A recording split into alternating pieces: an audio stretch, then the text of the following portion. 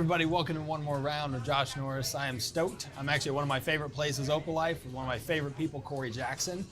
Today's gonna be a little different. He and I are gonna talk back and forth. Some of my friends at work here have put together some questions, so we're gonna have a lot of fun. Hope you enjoy it. But this is Corey. So Corey, just give him a little background, because I mean, you own a security company with some partners here. It's pretty large, but you started at the bottom. So how did that all happen? Well, first off, thanks for having me on. Yeah, man. I got into security quite some time ago. I was just looking for a job, and I was doing everything, man. I was knocking doors. I was putting out applications online. Mm-hmm. I ended up working for a floral design company, like Flower-Rama off of Cactus in 51. Oh yeah? Yeah. What'd you do there? I was a floral design artist. Nice. I worked for him for a while, and then I found a job on Indeed for security, and I thought, man, anybody can do that. So, and it's a little more manly. Yeah. So, I thought, okay, I'll go give it a shot, and I walked into the company. And I sat down, and I had filled out an application, and the interviewer came in, and he said, all right, hey, great, thanks for being here. Tell me why you want to be a security guard. I thought in law enforcement that at any level, that honesty was the primary thing. So I was completely honest. And I'm always pretty honest, but I was completely honest. I said, oh yeah, I just need a job. I'm tired of wrapping flowers. And the guy, his name's Travis, he picked up the papers, he said, okay then. And he stacked them, he goes, well, I guess we're done. And he started to walk out, and I said, whoa, where are you going? Yeah. And he goes, no, I don't need a guy that just needs a job, man. And I said, look, man, I am so sorry. Can we start over? And he goes, what do you mean? And I said, look, I can do the bullshit, dude. And he kind of looked at me, and I said, look, I can do it. If that's what you want, I can do it. Look, I've always wanted to help my community. I really feel like I'll be good in the community. I have this drive to help others. And I said, but I thought you wanted honesty. And I said, so that's all bullshit. Send that to the side, and let me be real with you. Don't confuse what I'm saying. Yeah, I need a job, but I promise you I'll be the best employee you've ever had until you make me something else. Just give me a shot. That's amazing, because at the end of the day, you didn't even know you haven't done that. I know that originally you wanted to go into the military. That was something that was like, a kid, yeah. So it's like almost doing similar to that, like protecting people. So there was a vein at least in there. There's a piece, yeah. And so you're like, I need some scratch. I need to make some money. So he hired me, he put me through a class, and they talked about all the things they were going to do, and I thought, oh yeah, I had this right. You just need to show up and you'll be fine, right? And so I got into it. They weren't really like, go do this or go do that. It was a lot of customer service, walk around, but there was this vein of law enforcement in there, of how to make arrests through your private citizen arrest powers, Arizona Revised Statute 13.3884.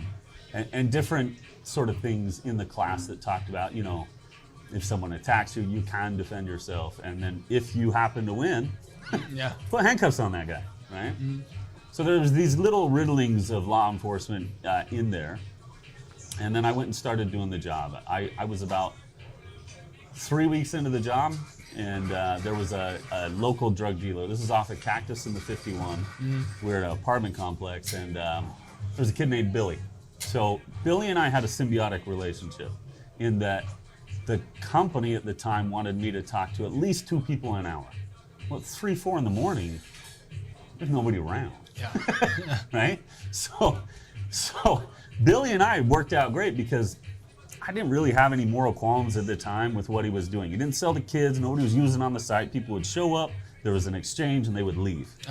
And so Billy was somebody I could go talk to at 3, 4 in the morning and put in my report. That makes sense? So you made friends with the drug dealer. Not friends, but yeah, we were friendly. Yeah, friendly. One night I'm standing there talking with Billy at about 3 in the morning, and this old LTD Ford, if anybody is old enough to remember these, they're like a gigantic car, right? Yeah. And it's probably has no shocks left. It comes gliding up, pulling up next to us. You know, it's more rust than any other color, and it's sputtering and popping. And Billy goes, hang on a second, man. And he walks over, and right in front of me, and I'm in full uniform, okay? We are, at the time, tan shirts over black pants, duty belt, badge on the chest, patches on the shoulders, right? There's no way that he can. There's no confusion about what I look like, right? And this dude stuck his hand out the window with money, and Billy walked up. The exchange was done right in front of me, and then the guy drove away. And Billy came back like that was normal. Yeah. And my brain went click. Yeah. And I didn't really know why yet. And so he started running his mouth, and I said, hey, just shut up. I'll be back. And I left. And I went up to the far corner of property where I would update my reports. I could sit in this corner. There was a picnic table. And I didn't have to worry about somebody coming up behind me in the dark or anything. Right. And really, more than anything, I was updating my report, but more than anything, I was trying to figure out and work through mentally what changed in me. Because as I told you before, at the time, I had no real moral qualms with what Billy was doing. So why now am I all of a sudden wanting to punch him in the face? Yeah. Right? And the reality was it was this blatant disregard for what I felt like I represented at the time, and it was nothing. Yeah, you represented authority, and he's just like, yeah. Yeah. And goes and does it. You're right. And not that I am an authority, but I should seem like it. Yeah. And then at the same time, there was a big piece that had to be resolved as well, and that was the guy in the car. I don't know about you, but that dude's got to have balls that clink. Right. Because he doesn't know who I am. Billy knows I'm the rent-a-retard on the site, right? Yeah. This dude, he has no clue, so he's got to be sitting there going, whatever, dude, I'll kill you. I mean, that guy was a concern for me as I thought about it, right? So anyway, once I had finally sorted through those things, I had to come up with a plan. I didn't really know what I could or couldn't do. I was new to Arizona. I was new to the laws out here. Yeah. And so I didn't know if I could go back like 40 minutes later and arrest this kid for something he did 40 minutes ago. I wasn't sure. I'm not a cop. Right. What are we talking about, right? So I had to come up with a way to sort of get back. And in my brain, I went, well, no matter what state I've lived in, if a dude balls up his fists and tries to hit you or hits you, that's assault. So I'll just go get Billy to punch me. So that was my big plan. Yeah. You want the truth, so I'm giving you the truth. Welcome to early days, Corey. So my whole plan was to go get this drug dealer to punch me in the face. And I got on my bike, put my dork helmet on, and rode through the property and got there and got off and took the helmet off. And I walked up and I said something akin to, I can't remember verbatim, but something akin to, hey, you and I are going to have a conversation. You're not going to like it. And that's okay because you're a bitch. And at some point, you're going to try to hit me. When you do, I need you to know I'm going to throw your ass on the ground and arrest you for assault. And then I would continue. And I did. I completely instigated. And I wholeheartedly was wrong. And it only took about maybe 90 seconds for him to be the man that he should be, and he swung on me. Yeah. And then I did exactly what I told him. I put him on the ground, put him in handcuffs, arrested him for assault. I called our dispatch, and I told him I had one in custody for assault and go and roll PD. And now I got a bunch of time to wait, right? Because we're in Phoenix on a Friday night. They ain't in a hurry to get there. Yeah. There's no threat. The guy's in handcuffs, and so I'm sitting there, and I have a lot of time to go, I am so screwed. I've done everything wrong. I should not have done this. And I'm really trying to like think of how do I get out of this. Yeah. Right? The cop shows up, and I sort of came to a plan, and I'll walk you through it as it occurred. So the cop shows up, and I said, hey, he debriefs with me first, and Billy's sitting on the ground in handcuffs, and he says, what happened? And I explained to him that we were having a conversation that got heated, and I should have walked away. I know I should have walked away, but I didn't. And in the process of that conversation, I even told him, you're going to want to hit me, and I need you to know if you do, I'm going to arrest you for assault. And I know I should have walked away, but conversation went, and then he did. He tried to hurt me, so I arrested him for assault. And the cop kind of gave me a look like, dude, I can't do shit with that. What are you doing? Yeah. You know? And he said, all right, anything else? And I said, no. He said, okay. And right as he turned is when I played the ace up my sleeve. I knew what Billy was, and I knew what Billy always had on him. Yeah. And I purposefully didn't talk about that. So as he sort of rotated his body away from me, I grabbed him on the arm and I said, oh, one more thing. Like I said, I'm brand new at this. I've only been doing it a couple weeks. I forgot to search him. And he gave me a look like I was kind of extra dumb. Yeah. Yeah. Extra dumb? Is that a nice way to say that? And he said, okay. He walks over to Billy, he stands him up, and says, do you have anything in your pockets that are going to poke me, stick me, stab me, hurt me, blah, blah, blah? You've probably heard the stuff before. And Billy says no. And so he gets behind Billy, he puts his palm at the base of his neck and shoulders, and then he says, I'm going to start with your right front pocket. And when he pats that right front pocket, it's a look that I've seen many times since then, but I'd never seen before. And that look was I know exactly what I just touched. Yeah. And his eyes went really big, and he looks at me off of Billy, and you see his hand go and clench down on Billy's shirt, and he goes, what's that? I don't know. Well, what I didn't know about Billy is the ability to stand out there so long stemmed from he cut his pockets out and sewed these huge pockets to hold all his dope. So that he had so much dope on it. Smart drug dealer. Oh, Yeah. super not intelligent. So Innovative. as the dope's coming out of the pocket, Yeah. the cop's getting excited, and I'm feigning ignorance. Oh my gosh, look at that! Who would have thought? You know. And so we're putting all this dope on the hood of the car. And then we get to the other pocket, and we've got money. And then for the life of me, what I'll never understand, Billy stood right outside his door. And in his back pocket, he had a digital scale. So he already had way too much on him. He already had intent to distribute. But with the scale, here we go, right? So Billy's going to do like 9 years, right? At least surface level. Yeah. And so they took Billy away. Fine. And I remember walking away from that really indifferent, whatever, right? But it was a couple weeks later, I'm on that same property. I'm standing in Billy's regular dealing spot. Yeah. I'm there a little earlier. The sun's going down. The sky's these beautiful colors of orange and pink and blues and different things. And there's a different feel. And I wasn't really keyed in on it yet. And because of my childhood, I'm very attentive to my surroundings, being in the woods a lot, and animals and scary stuff. And then, so I'm always very attentive to my surroundings, but there was something I couldn't put my finger on that was different.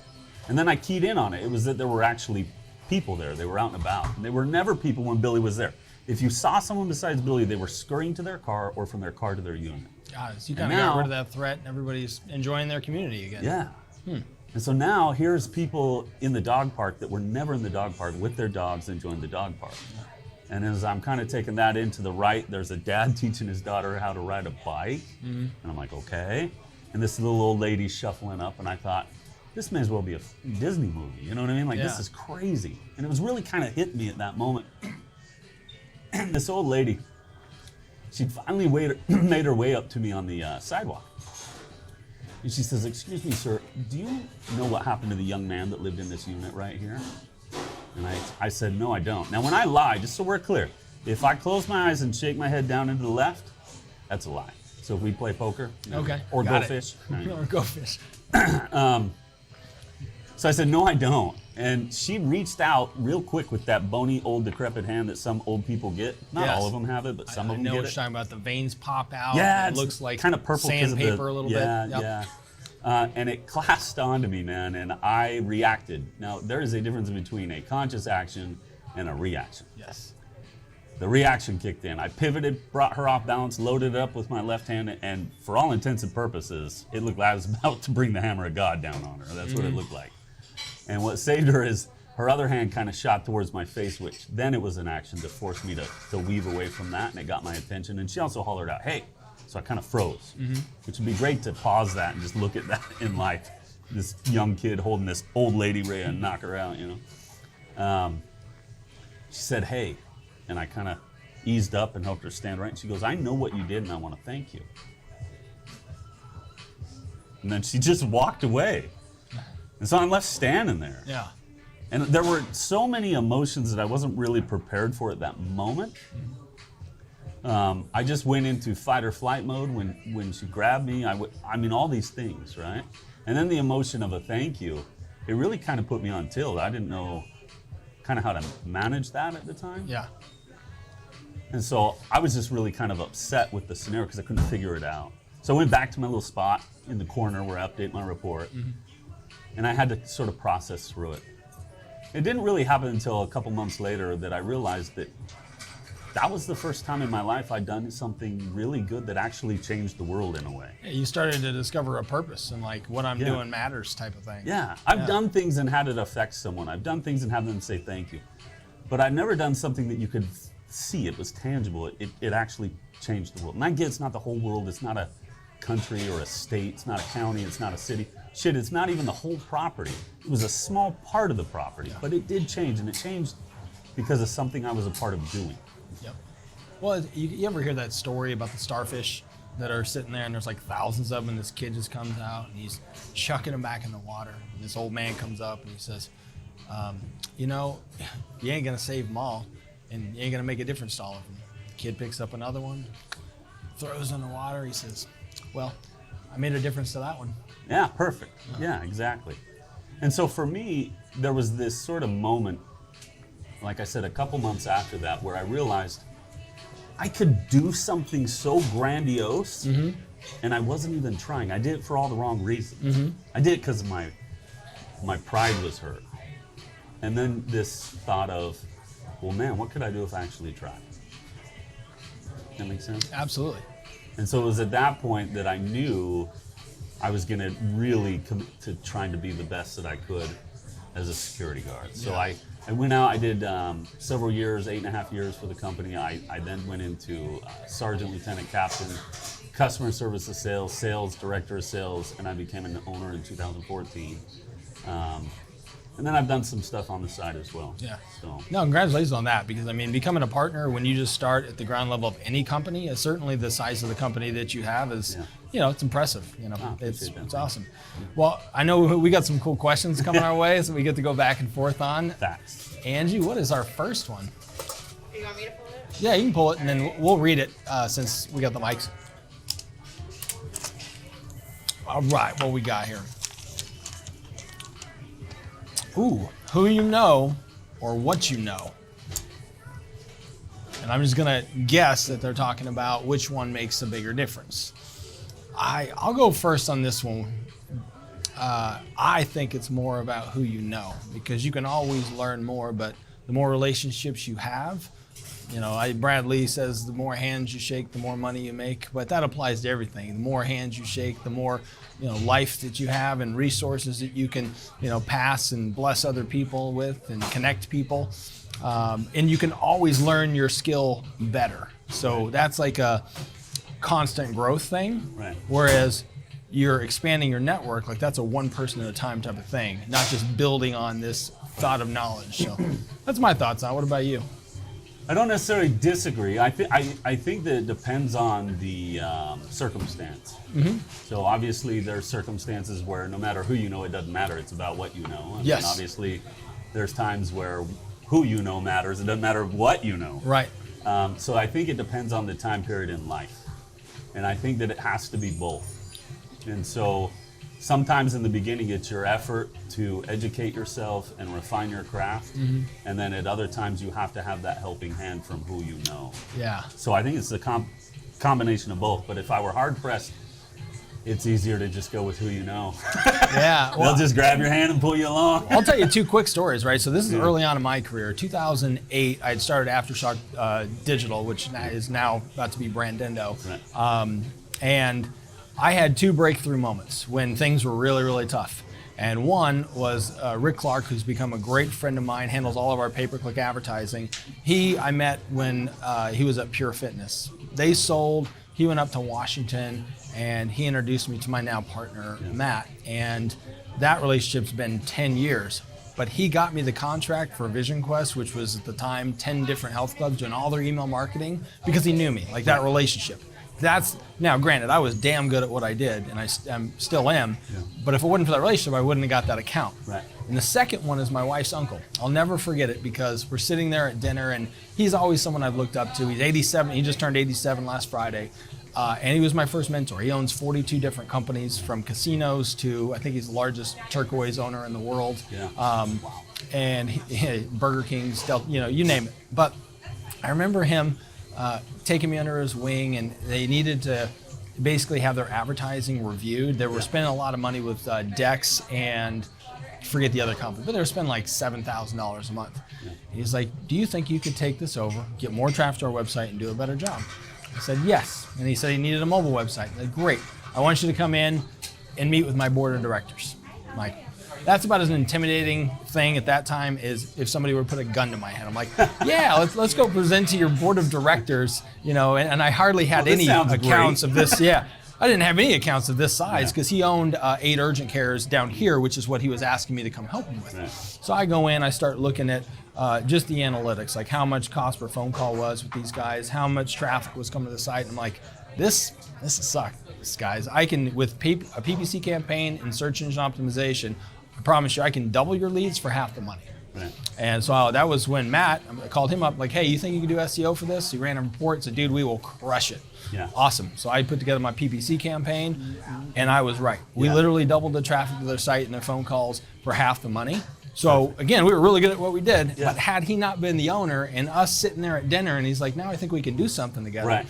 I don't know that I would have gotten that account, right? Yeah, absolutely. And again, that goes back to, situationally. Had you not done the fundamental work of being great at what you do, who you knew is a moot point. Yeah. And then had you not had the relationship, what you knew was a moot point. So Right. they go hand in hand. They do. It's very yin and yang. There's such a great pressure on us to focus on a daily that we all kind of fail at it, being extra good at what we do. Mm-hmm. We all kind of fail at it. We don't always constantly drive as hard as we can. But the rare thing that comes along is who you know.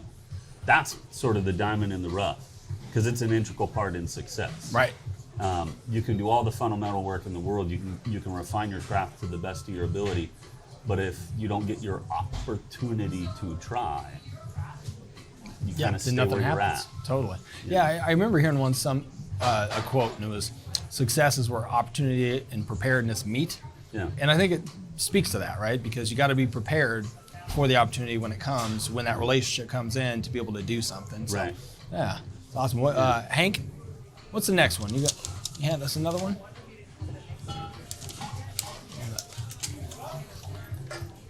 He was all secretive about that. You see the slide? I know. All right, brick and mortar or online? Okay. Give me a parameter. What does that mean? Brick and mortar or online? I don't know the parameter. Let's make our own parameters. Which business is More better viable? to own? Viable or better? Better for us or better for the community? Maybe better for, I guess, the owner, like in making impact and being able to sell more products, make more money. Okay. Well, I think fundamentally from a business standpoint, it works the same way whether you're online or brick and mortar. Right. Brick and mortar adds some variables that can be beneficial, and they can also be not so beneficial. Same thing with online. When you talk about, I don't have to get up and present myself to the world today. I don't have to prepare myself each day to go in. It requires that dedication to be there. So there's pros and cons to that, right? Right. I would love to do my job in my underwear, but let's be honest, I can't. So, Yeah. it just depends on This really the person. Right. But I don't know. You know, my thought on this is that it really depends on the type of business. I mean, the obvious answer to this as far as reach is going to be online, because you can reach the entire world online. Right. However, you're limited by proximity in a brick and mortar. However, if you're buying something like a pair of jeans, for example, Yeah. I personally am going to go to a brick and mortar because I want to make sure they fit. I don't want to have to freaking get it in the mail. Oh, they just don't fit. Ship it back on Amazon. And okay, restaurants has to be a brick and mortar. There is no such online, except Order for your like drink online. yeah, exactly. Like there's a Grubhub, but that's Yeah. still like a delivery from a brick and mortar. brick and So mortar. I think it's just the conduit of what type of business it is, and Okay, sometimes so it's then both. let's get into what's better for the owner. So like a guy like me, right? Relationships are kind of a huge part of what makes life fun. Interaction with people, conversations. You know, I don't know how old your mean audience level is, but you remember the old TV show Cheers? Oh yeah, love Cheers. Norm would walk in, and what would everybody say when Norm would walk in? Norm, right? Yep. There's something about that. I talk about that in the security world with my guards, that if you're doing your job correctly, when you see people, it's kind of like Cheers, where they go, hey, Jackson, what's up? Yep. Right? And if they're not, then you're doing it wrong. Yes. People should be excited to see you, right? Yep. They should know that you're a good person trying to do a good thing. And I don't know that you can really get that online.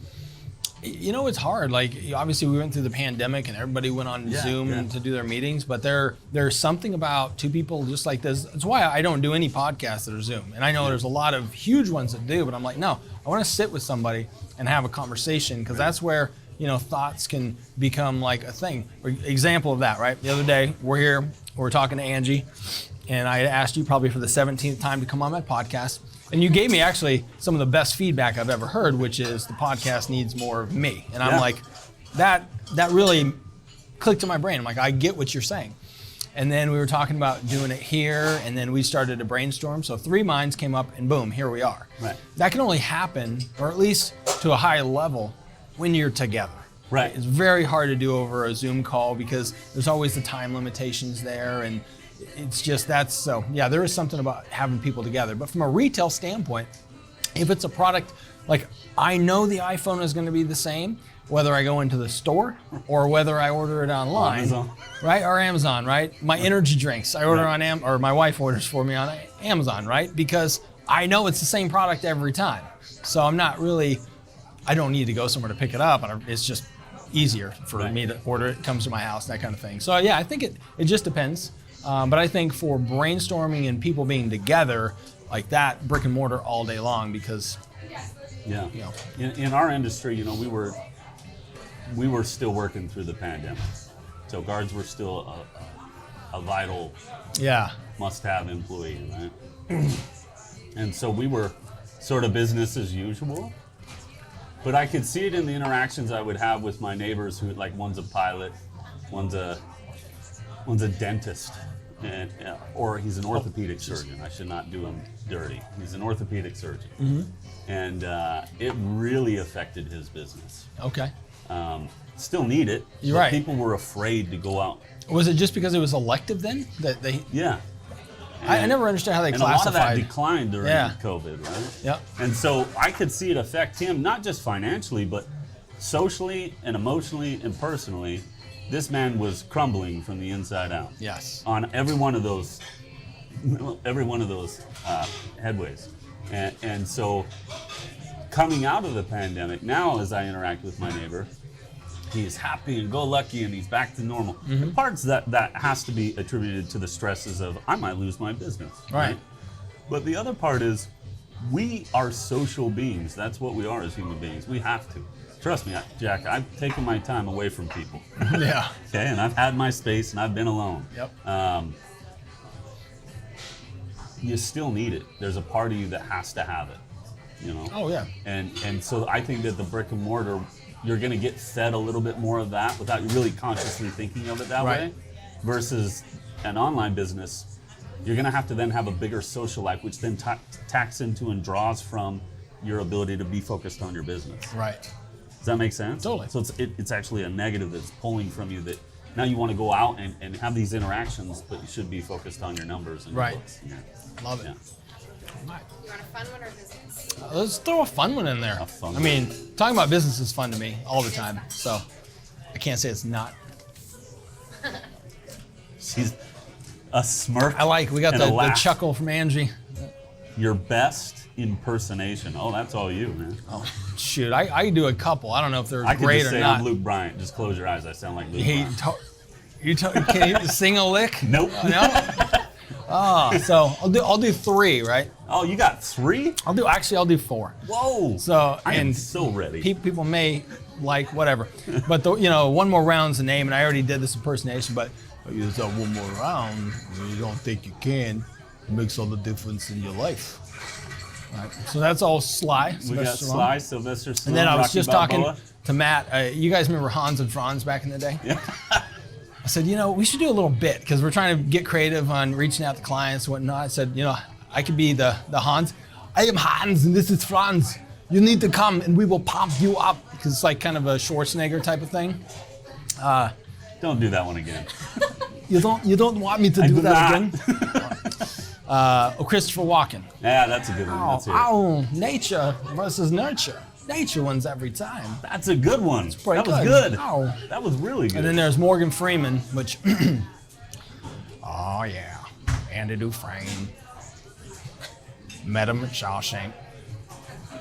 I am He impressed. asked me to go to Say Wataneo, Texas. I am very impressed. Oh, thank you. I appreciate You're it. welcome. All right, so there's 4. Wow. I ain't quitting my day job. But Yeah, mine are not even close to that. cool. Another fun one. Ooh. Oh yeah. PED in sports. PED in sports. Educate me. PED would be. Oh, performance enhancing drugs.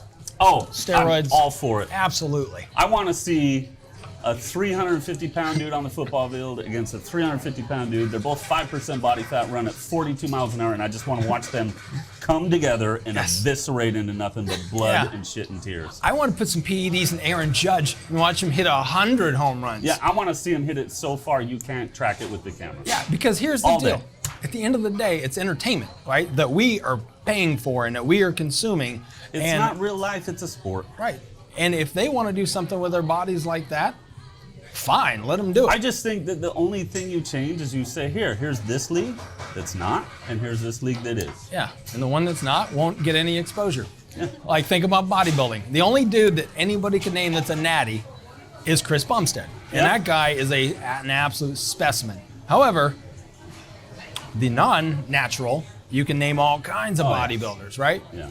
Because, they're all on that stuff. Ronnie Coleman wouldn't be what Ronnie Coleman was without it. Yeah, no, And, they need to know the repercussions because Ronnie's a great example of that. He's a great story, right? He's got freaking crutches now that he's on. Oh, man. He used to go too hard, He whereas you went got through so many surgeries. Oh, it's terrible. Yeah. Yeah, actually, it was a really good documentary. I don't know if you saw it, but it was on Netflix, and it was about Ronnie Coleman and his life and stuff. I haven't watched that one yet. No. He's so frail. I mean, and the it's original is Pumping Iron, right? I think Arnold. as a dude, part of growing up, if you're in that genre, you're like, I'm watching this. Absolutely. Pumping Iron 2 was not nearly as good. Never watched it.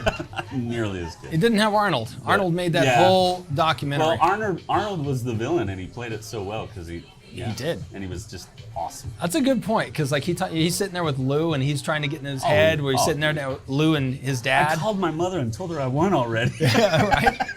He was the master of getting in people's. Oh, and you know that Luke probably went out and freaking did 3 hours of extra work. Pissed, yeah, just frustrated. That's awesome. Yeah, so my vote is, hey, PEDs, they can do it responsibly. It's their life. They got to live with afterwards. And truly, I only say that because it's about entertainment. I mean, really. If it's about the reality of the human body, okay, I'm down with that. That's what the Olympics are for in my brain. Yeah. Let's keep it out of the Olympics and let's do that. Yeah. And then everywhere else, I don't care. And then some players, they don't need it. Like, I'll use Steph Curry as an example. Yeah. You could pump that dude up on steroids all day long. He ain't going to shoot any better. No. And he ain't going to score any more points because he's already outscoring every single person in the league from the three-point line. And I get that the argument is generally that comes up is, well, how do I as an athlete that if I'm not willing to do that to my body, compete and get that? Right. You don't. That's the answer, Yeah. is you don't. What's the reality here? I promise every one of your parents said the same thing mine did. Life isn't fair. Right. It's not. It's not fair. So that's why I think there should be two separate leagues. Mm-hmm. And yeah, it's going to be kind of like women's sports and men's sports if we did PED and non-PED. Yeah.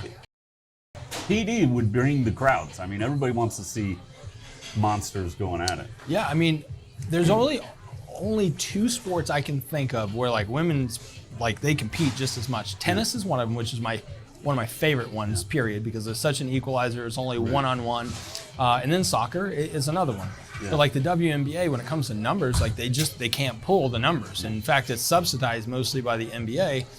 But everybody should get a chance to play. But don't say that the pay should be equal because you're not bringing in the same audience. You know what I'm saying? And I don't think that it's a man versus woman. It's an entertainment value, right? And I mean, we all have our restrictions as individuals.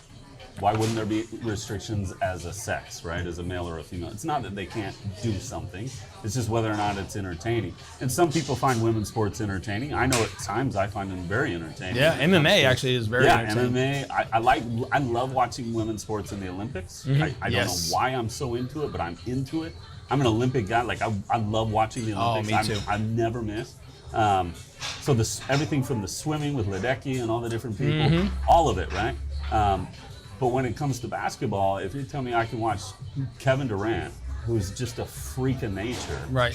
or I get to watch a gal on the basketball court shoot a layup, I'm going with KD. Right, that's true. But like, It's just more entertaining. You don't, mainly because he does crap that you and I can't do. absolutely. Cannot do it. Well, gymnastics is another one. I would actually rather watch women do gymnastics because some of the things they do are just out of this freaking world. Yeah. And I can't do it. No, it's super So entertaining. I'm super entertained. And guys cannot compete on the floor like girls can. Like the If that's not equal. And even like the uneven bars and that kind of thing. Girls are typically just better at it, and it's more And fun to don't watch. confuse the fact that you take a WNBA player and put it against any regular Joe, they're going to wreck that dude. You can put one that's literally 4 inches Yeah, shorter than she'll me, and smoke she'll most guys. tear me up. It's not Probably about won't even their score. skill level and their talent. It's about entertainment. Right, And absolutely. that's where I think whether it be PED or any other subject matter, we want to be entertained. Yes. PED is nothing but entertainment. Let's load them up and let them go, man. That's right. Be awesome. Yeah, when D-Hop got charged with PEDs, I'm like, well, he was trying then. Good for D-Hop, you know? He was trying to make the world a better place. That's I love right. it. All right, awesome. All right, we're going back to business. Business.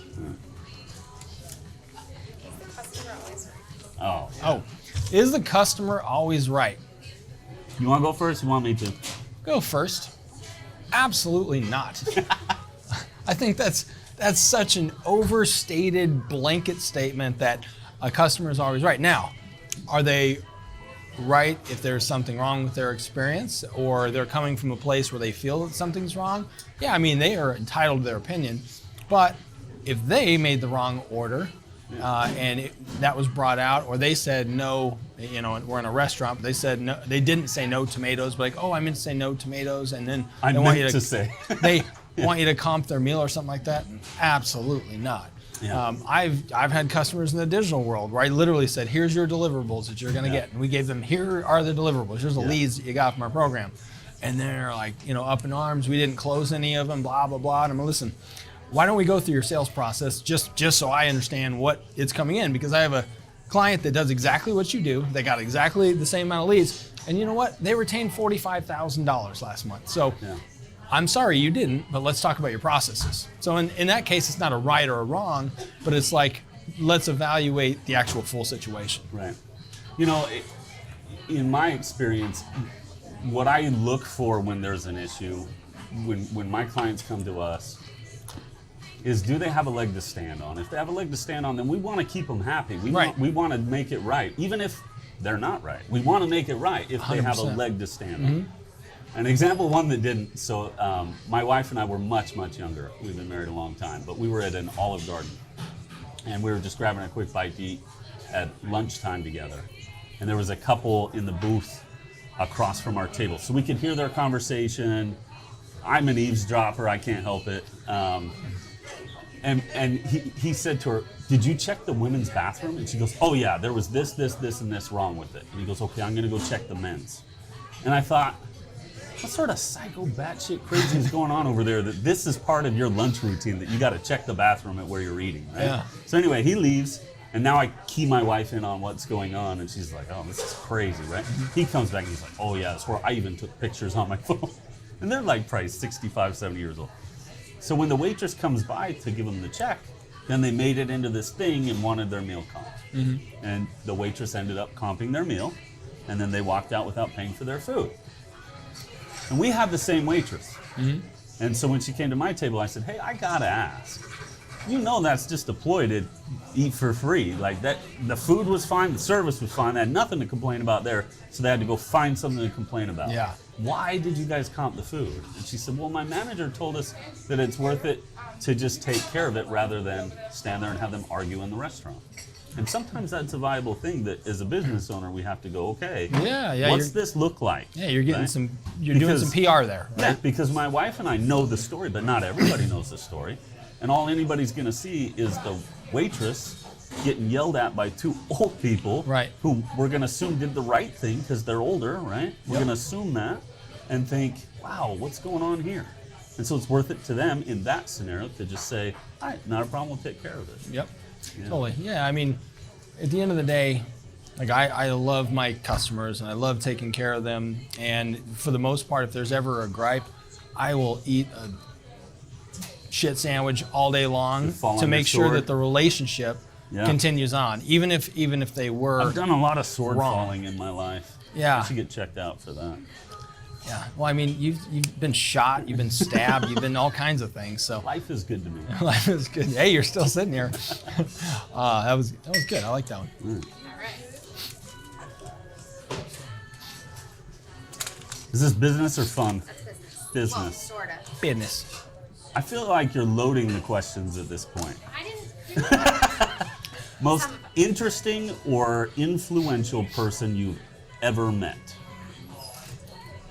I think we should take this one further and go with who we've actually met, and then once we've resolved that, then who we would want to meet. Oh, I love it. Let's do Okay. that. Okay, you go first then. All right, most interesting or influential person you've ever met.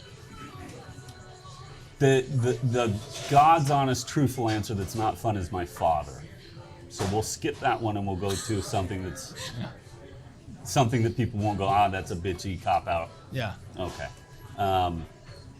My wife went to Notre Dame, and I was there. I ended up working for the college, and I became friends with a guy named Father Jenkins, and he was a dean of admissions there. He was also an advisor to 2 presidents, and he was the first civilian to break the second sound barrier in a jet.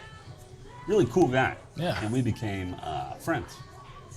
And he was always good at making you feel good and casting the world in a better light than what you thought it was when you were down. He was great at manipulating our emotions as human beings. And he was one of those guys, and maybe you and others can appreciate this, where when you saw him, you couldn't help but smile. Yes, I You know. know what I'm talking about? Yeah, yeah. Like, I'll people- never be that guy for someone, but Oh, no, that's not true. he had that. But yeah. Where no matter who it was, if he walked in a room, all the faces went, oh, Yep. he's here, Yep. right? Like, that's who he was. And there's, countless stories, but he as we were preparing to leave Notre Dame, he would ask me all the time, what do you want to do with your life? What do you want? I don't know, man. I'm trying to get my wife through school. She's gonna get a master's through, you guys, and I'm just gonna ride that pony, right? Like, that was my mindset at the time, because I didn't know what I wanted to do with my life. I knew I wanted to be something. I didn't know what. Just something, right?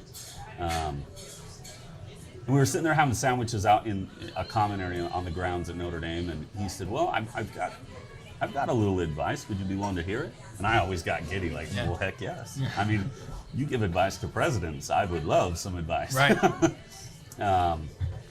He said, "You've heard this story, the grass is always greener on the other side. You've heard that saying before." He said, "I propose to you an ideology that you're in charge of your grass. So if you've got to complain about how not green enough it is, isn't that on you?" And I never, in my young age, in my youth, I never thought of it that way. I just heard the grass is always greener on their side. And I didn't really piece together what that meant or how it worked. I just heard it and was like, oh, okay, it's always better somewhere else, but be happy for what you have. And this man didn't talk about being happy with what you have. He talked about turning it into an action thing where if you're not happy, that's on you. That is amazing. In fact, I already know that's a clip. And if it's not, it needs to be a clip because it's true. It's such a different ideology of, no, this is your grass you get to take care of. You can enjoy it or not enjoy it as much as you want, Yeah. but you get to seed it during the different times of year. You get to mow it. You get to water it and all that kind of stuff. And guess what? If you stop watering your grass, it's going to be ugly. Yeah. It's going to die. Yeah. If you don't, get rid of some of the weeds, it's going to be ugly and thorny and you can't walk on it. Right. I love that. So that's my probably most influential outside of my father. So how about you?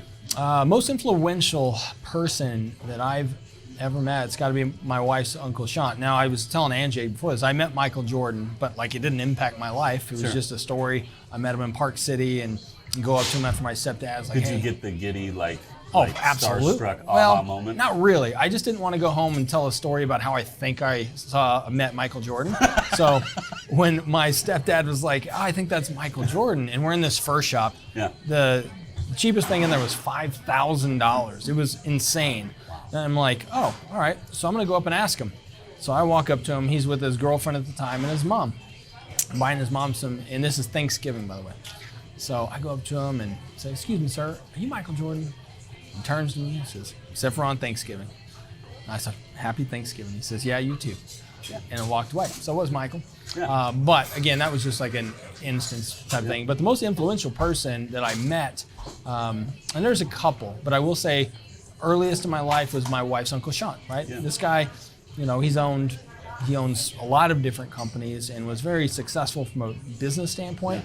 But he migrated from Egypt when he was 14 years old. His parents shipped him over here because they were about to go through a civil war. Came out here, his sister was already here. but they didn't live together. He had his own place at 14 years old, took any job he possibly could, went into the military to actually get his citizenship. And then after that, he came and he went to college, knew a bunch of people that were really big in the film industry that were more like the producer types, that he got to sit in on meetings. And the fact, like, he started his company, he sold washing machines and dryers to big apartment complexes, but he took that into commercial real estate, into eventually all these different companies. And I don't know anybody who owns casinos and also, has a huge turquoise business or a bunch of Del Taco, like all these hodgepodge types of things. So he's very interesting, but also for me was influential because he helped guide me, in my career early. And then, my partner Eric has been kind of that as well, and also fascinating. So who would you meet if you could? Whether dead or, I should say that, dead or alive. Right, yeah, anybody, huh? Okay. So, as a Christian, Jesus is the first one, right? But I think that's the cop-out, kind of like Dad, so... That's almost exactly what I was going to say, too, but that was going to be mine, is Jesus. But right. Go ahead. But I think it's a cop-out one. I think anybody who's a Christian goes, oh, yeah, I'd like to sit down with Jesus.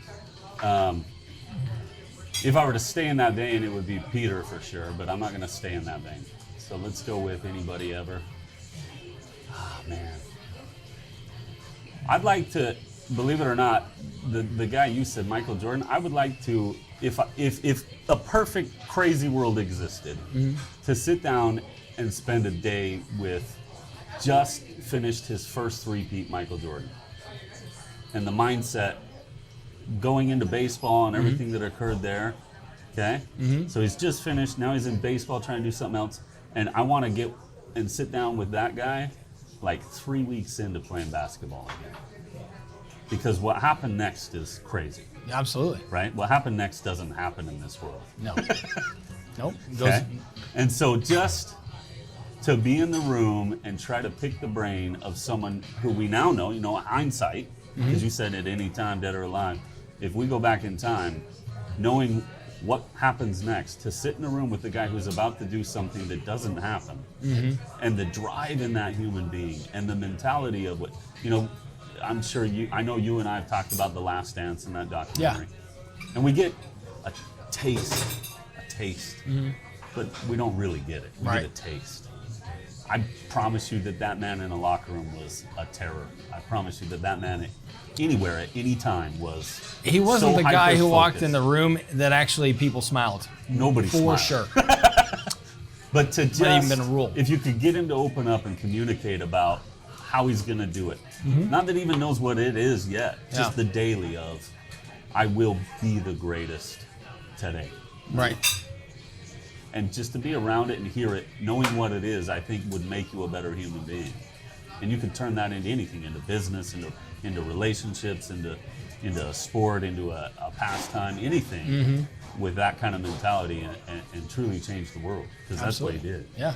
And so that would be a big one for me. I'm sure there's others if I had enough time to think about it. But. Yeah, it's a tough one to think of right off the cuff because again, for me it was going to be Jesus because I'm a Christian and all that. But I would have liked to meet him not only to be taught by him because that's amazing, but also I wanted to see what he really looked like. Chances are he ain't like us, right? He's not white? No, he ain't white, right? So he's probably like 5'7" or 5'8", and darker skin, complexion, all this kind of stuff. Like it would be nice to have an actual picture of who the human form of God was, right? You got that, what's the thing, the veil from when he was in the tomb and it kind of has the layout. I don't know if that's accurate or not, but should be an inkling, I don't know. Yeah. But that would be kind of cool to just to get a visual. Yeah. But the other one, going in a separate vein, would have been Dwight D. Eisenhower. Yeah, yes. I mean... And the reason for that, so in World War II, he was obviously a general, and he had more power than the president at this point in time. Right. Like the president literally said, you can do whatever you need to do to win this war. And Dwight D. Eisenhower now had the entire pressure of the Allied powers on his shoulders, and then obviously working with Churchill and doing everything they could to combat what could have taken over the world. Right. I would love to talk to him about those moments and how do you make this decision. As a president, he was a good president, but as a general, I don't know that there was one that had a bigger impact or had more on their shoulders. Right. And I think it would be a fascinating dude. That really would be awesome. Yeah, for sure. And there's so many, man. Like Teddy Roosevelt, if you sat down and got to talk with this dude. Yeah. You know, I mean, there's so many, but yeah. Yeah. Awesome. Busy? Yeah. Whatever. What are we at, Hank? Like an hour? Business? I'll let you read that. Artificial intelligence. So I'll start on this one. This is interesting to me because in my world, in the digital media world, artificial intelligence, it's been probably about 10 years, really started to become prevalent. Things like bots that you could put on your website that would answer basic questions and seem like a person. And at the time, it was like, watching somebody create fire. But it's evolved so much. And there's this company called Jasper that my partner Matt, he introduced me to. Jasper will literally write blogs for you. You give it some character of what what the category and this kind of thing, and it starts to write. It does all the research, puts it together, and an artificial bot puts this together. So I read my first one yesterday. So Sydney, who works for us, she does social media, she had created one on this company called Simplify that we were working with. She's like, hey, just check this out. Let me know what you think. And I read through this article and I'm like, this is like I would write or a human being would write to try to get a point across. It was scary almost. Yeah. So I love it to a degree because I think it allows us to do so much more, but I think it has to be monitored because I really think it can take over, and become almost a thought process that can think by itself. Right. So that's my thoughts on it. I am not as versed as you are, but I do have some opinions. So mine's going to stem from one of my pastimes. So I play video games to make the world go away. All the responsibilities and the accountability. Yeah. After I've taken care of my kids and helped with the household chores and with my wife and everything, and everybody goes to bed, that's when I take time for me and I play video games. Right? And I play all kinds of stuff. But in regards to artificial intelligence, so the big aha thing about how cool this stuff was for me, I was playing a game called Dark Souls. And the creator was a guy named Maziaki, and he created this sort of dystopian, think like medieval sort of knights and magic kind of game, right? Mm-hmm. And it's an open world concept, however, it really is driven through a path, a vein, right?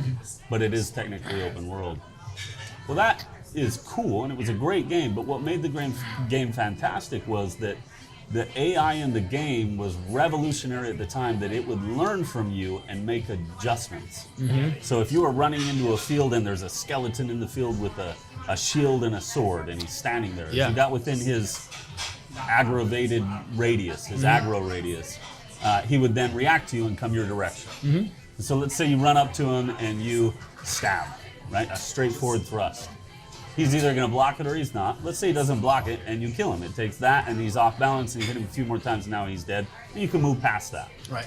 Well, you had to go from one bonfire to the next. It was a long ways with countless amounts of enemies. And if you died once, everything respawned and it learned from what you did last time. So let's say I made it through 3 or 4 of these things and now here we go again, right? So when I run up to that first one, as I go to stab, he blocks it or he parries it and does a reposit, stabs me and kills me. Mm-hmm. And he learned that now I've stabbed twice, I'm probably going to stab again. So this time I go up and I wait for him to do something. We literally would walk in a circle. Mm-hmm. This is AI. This is not another person. This is the computer learning you're going to do this and then modifying. Right. And that was, as I would put the game down at night and I would think about that part of it, I go, I don't like AI. I don't like things figuring me out. Well, and that's the thing. That's how the brain works, right? So we try something, we fail at something, we adjust, and then we make these adjustments. Well, they've now taught computers how to do exactly that. Exactly that. The one thing that was never terribly impressive about AI to me was, remember Watson on Jeopardy? Yeah. I'm like, Google already exists. All you're doing is programming something to be able to search out, feed, and then can speak. So and again, if anybody was on that project, probably not listening to this, but if you were, I apologize. I'm not trying to undermine your life's work. But the things like that, to where they're trying, failing, and adjusting at such a fast, rapid pace, and they are making these adjustments. That's like, wow, that's the same thing that kind of scares me where AI about becomes AI. super impressive to me is the amount of time and effort it takes to do the coding for the responses on what you're Yes. presenting. So, and when you say life's work, you ain't lying. Mm-hmm. And that's what's super impressive to me, that the amount of man hours that went into creating something that can do that is pretty damn cool. It is. And so now we have something that, in a sense, can think on its own. We have different forms of technology that can respond and react and things of that nature. Where does it go? I don't know. You know, there's the doomsdayers that are like, oh, it'll take over and eliminate the human race. Okay, sure. Yeah. Maybe. Just an EMP and you're good, I think. Yeah. Shut it all down. I don't know if it'll I don't ever know. get there. Maybe I'm a problem solver. I don't know. I don't know. I hope it never gets to like Terminator. I hope it gets to the point where it could be, but it doesn't. Yeah. Where it could be, but it doesn't do that. Where it could be, but it doesn't do that. And so the ideology behind that is that you have something that has access to way more than any knowledge than we'll have, or Right. be able to retain, and can figure things out for the better. Mm-hmm. That's a great idea. That is true. And I think that's the goal, but yeah, how do we solve the water or the food that's your problem next in different podcast, is places? find somebody in that world and figure out where that's going. Right. I don't. They're way better than I am, I can tell you that right now. Me too. All right, what do we got? Are leaders born or developed? Ooh. Oh. Okay. Yeah.